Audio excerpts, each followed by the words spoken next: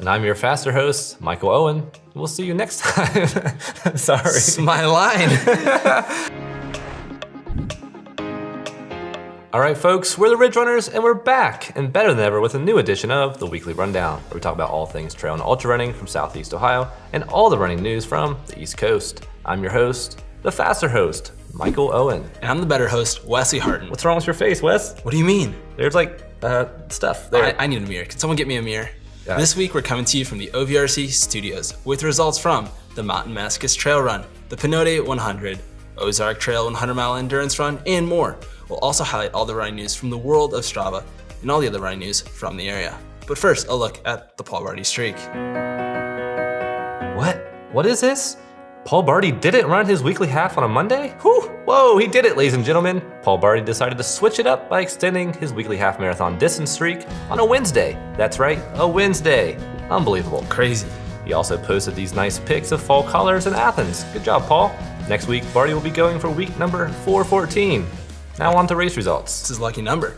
At the time of the recording, the Mountain Masochist 50-miler has yet to upload results, but we've gathered that Samuel van Valkenburg won the men's race in 7 hours and 30 minutes. Good job, Valkenburg. With 3 other runners finishing under 8 hours. Rachel Kelly won the women's race in 8 hours and 48 minutes. Mountain Masochist is the 5th Beast Series race, and in the standings, women's leader Shannon Howell, who recently just won the Grindstone 100, setting a new course record, finished 3rd. She's well on her way to win the Beast Series with just the Hellgate 100K remaining. Chris Roberts is still leading the men's Beast Series standings. Good job, Wes. Jeff Browning made his way from the West Coast to the East Coast and ran the Pinhoti 100 in Alabama, winning and coming in just 6 minutes away from the course record. Browning posted on social media that around mile 60, he was 15 minutes ahead of course record pace, but some punks vandalized the course markings, and he went 15 to 20 minutes off course.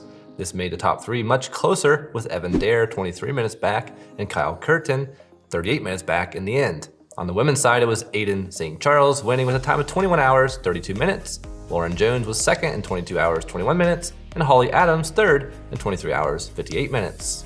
Awesome work, everyone. The Ozark Trail 100-mile is Missouri's point-to-point 100-mile race in the Mark Twain National Forest, but they have not yet posted results at this time.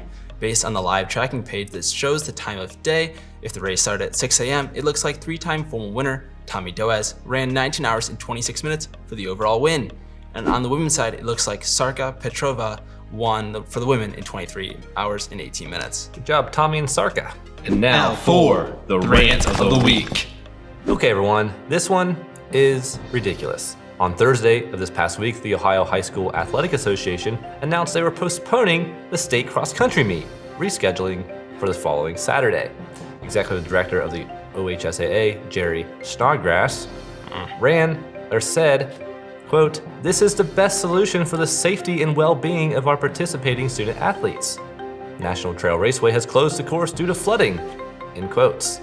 Let's be real, guys. A bunch of men who have never ran cross-country in their whole life was sitting in padded seats in their Columbus high-rise offices, and they got a phone call from the raceway saying there's a little bit of water on the course, so they did the easy thing and they postponed it. Way to go, Jerry. Do you guys know what cross-country is all about? You know, the sport that has dirt, mud, grass, is ran outside in the woods sometimes. And did anybody go outside on Saturday? It was 60 degrees, sunny, no rain.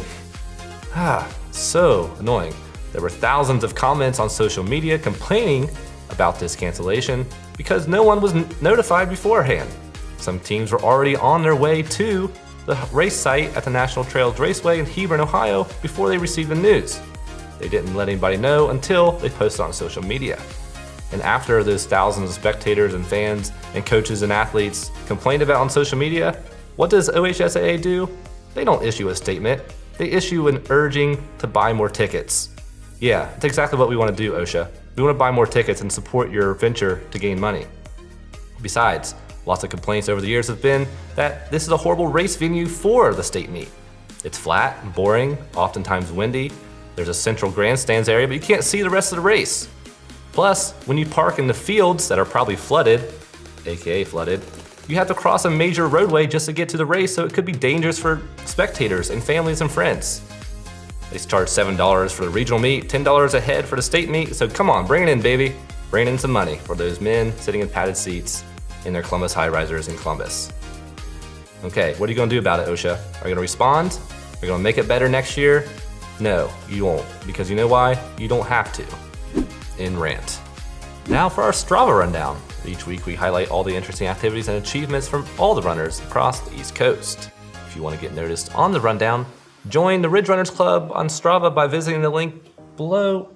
That's worse than last week's. We're up in the game here, Michael. We're up in the game. Is that like the dab? Is that the dab? I don't know. It's a little side chicken wing thing I got going on. Oh, chicken. Speaking of chicken, Patrick Nuaguba ran a great run earlier this week. He ran one of my favorite segments, Rip Into Chicken. Rip it. Miller's Chicken. Great work, Patrick, and we hope to be seeing more awesome runs from you in the future. That's right. In July, new to Ohio resident Pete Kotelnick left for his Keiki Project, running the 5,300 miles from Kenai, Alaska to Key West, Florida, and on Monday he finally reached the southern terminus. Kotelnick astoundingly averaged between 360 and 410 miles per week for 14 straight weeks, all while being mainly self-supported, pushing a jogging stroller with all of his supplies. Wow, just crazy. Keiki, do you love me? What? I don't know what that means. You were the cat last week, not this week. Come on, Wes. Sarah Beale posted about her unsuccessful mid-run snot rockets by using the rocket emoji. Wow, she must have a really powerful snout. But by not nailing the snot rockets while running, there are very dire consequences. Yeah, I right here a lot of times, or I like to just swipe it off my glove when it's cold out. Do you need a napkin or something for that? Yeah, it's on the floor actually.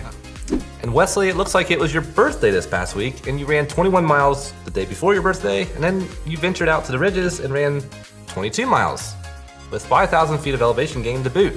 Yum. Eat some of that for your birthday cake. That's how you gotta do the transitions between your birthdays. How'd it taste? Great. Yum. Trail running, what a sport. Yeah. Simone Miles wrote that as he loves trail running and posted these pics of the fall colors. Looks like he wasn't the only one marveling at the colors of leaves earlier this week. Lots of pics all over the Strava sphere. And I was reminded of just how much I love trail running when I was in the Shawnee State Forest with you marking for the Shawnee 50 miler with some beautiful locations, fall colors, and golden rays of sun shooting through the trees. Majestic. Just beautiful. Ohio Valley Running Company owner Jonathan Bernard posted this pic on Strava just before going into his hip resurfacing surgery. Post-surgery, JB posted to Instagram with some pictures and reported that the surgery went off without a hitch and that he was up rehabbing the next day already. Good job, JB. Hope you heal up faster than ever.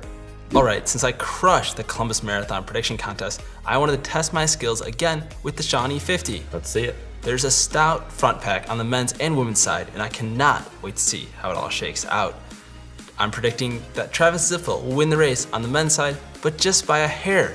Second place will be Mike Cooper. With the hair. The third place podium spot is so tricky, and I see it coming between Jacob Conrad and Zach Marin. In the end, I see Jacob Conrad barely edging out Zach.